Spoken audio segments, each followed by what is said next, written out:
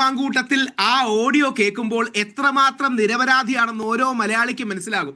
അദ്ദേഹം ആ പെൺകുട്ടിയോട് പറയുന്നത് നമുക്കൊരു കുഞ്ഞു വേണമെന്നാണ്. നിന്നെ ഗർഭചിത്രം ധരിപ്പിക്കാം എന്നല്ല, നമുക്കൊരു കുഞ്ഞു വേണം.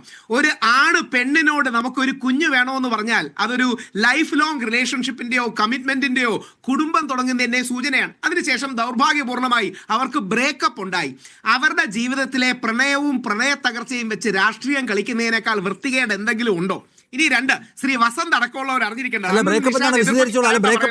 അയാൾ നിർബന്ധിച്ചിട്ടാണ്. അപ്പൊ ആ സ്ത്രീ പറയുന്നുണ്ട് ഇപ്പൊ ക്യാരി ചെയ്യാൻ കഴിയില്ല, പിൻസ് വേണം. അത് അയാളുടെ ഏകപക്ഷീയമായ തീരുമാനം. അടിച്ചേൽപ്പിക്കാന്ന് കാണുമ്പോൾ അറിയാലോ, പിൻസ് വേണമെന്ന് വേണ്ടെന്ന് പറയാണ്. അതിനുശേഷം ഏകപക്ഷീയമായ ഒരു സ്ത്രീയുടെ മേൽ അധിക ബാധ്യത അടിച്ചേൽപ്പിച്ച ശേഷം ബ്രേക്കപ്പ് എങ്ങനെ ഉണ്ടായി? അത് വിശദീകരിക്കും. അധിക ബാധ്യതയോ എന്റെ നിഷാദേ? അല്ല, ബ്രേക്കപ്പ് എങ്ങനെ ഉണ്ടായേ?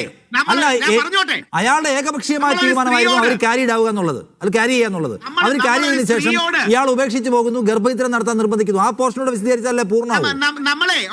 നമ്മൾ ആണുങ്ങൾ ഒരു സ്ത്രീയോട് വൺ നൈറ്റ് സ്റ്റാൻഡ് വേണമെന്നോ സെക്സ് വേണമെന്നോ പറയുന്നത് പോലെ നമ്മളൊരു സ്ത്രീയോട് കുഞ്ഞു വേണമെന്ന് പറയുമോ? കുഞ്ഞു വേണമെന്ന് പറയുന്നത് സൂചിപ്പിക്കുകയാണ്. എനിക്കറിയില്ല, താങ്കൾക്ക് അറിയില്ലേ? പലതരത്തിലുള്ള സൈക്കോപാത്തുകളുണ്ട്, പലതരത്തിലുള്ള സൈക്കോപാത്തുകളുണ്ട്. ഒരു കുഞ്ഞു വേണമെന്നൊരാണ് പറഞ്ഞാൽ മാത്രം സീരിയസ് ആണ്. അതിലൊക്കെ പലതരം സൈക്കോപാത്തുകളുണ്ട് രാഹുൽ. എനിക്കറിയില്ല കേട്ടോ പൂർണ്ണമായിട്ട്. എല്ലാവരും അത് പറയുന്നത് ഭയങ്കരമായി ഇമോഷണൽ ഇൻഡെപ്റ്റ്. എനിക്കറിയില്ല.